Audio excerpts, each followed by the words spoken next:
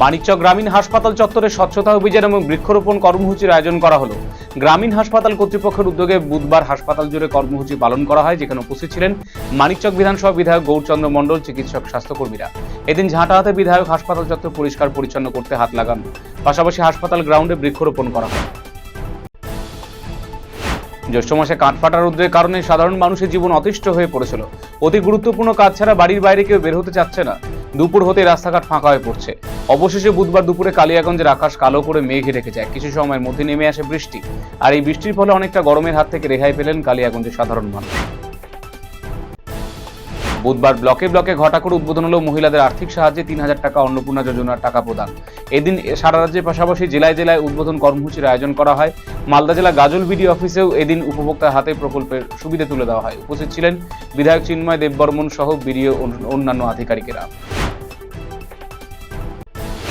বুধবার কলকাতায় বসে ভার্চুয়াল মাধ্যমে রাজ্যব্যাপী অন্নপূর্ণা যোজনা টাকা প্রদানের আনুষ্ঠানিকভাবে সূচনা করলেন মুখ্যমন্ত্রী শুভেন্দু অধিকারী। সেই সূত্র ধরে এদিন গোয়ালপুকুর ২ নম্বর ব্লকে এই প্রক্রিয়ার সূচনা হলো। এই উপলক্ষে বিডিও অফিসে আয়োজিত হয় নানান কর্মসূচি। উপস্থিত ছিলেন বিডিও সুজয় ধর, পঞ্চায়েত সমিতির সভাপতি আনোয়ার আলম, বিজেপি নেতা মনোজ জৈন সহ অন্যান্যরা।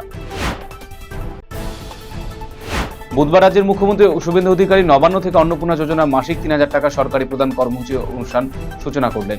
আজ থেকে শুরু হল রাজ্যের মহিলাদের অন্নপূর্ণা ভান্ডারের টাকা প্রদান কর্মসূচি। এরই পাশাপাশি রাজ্যের বিভিন্ন জায়গার মতো পূর্ব মেদিনীপুরে কোলাঘাট ব্লক থেকে অন্নপূর্ণা যোজনার প্রাপকদের ১২,৫০০ মহিলাদের অ্যাকাউন্টে ৩,০০০ টাকা করে ঢুকিয়ে দেওয়া হবে।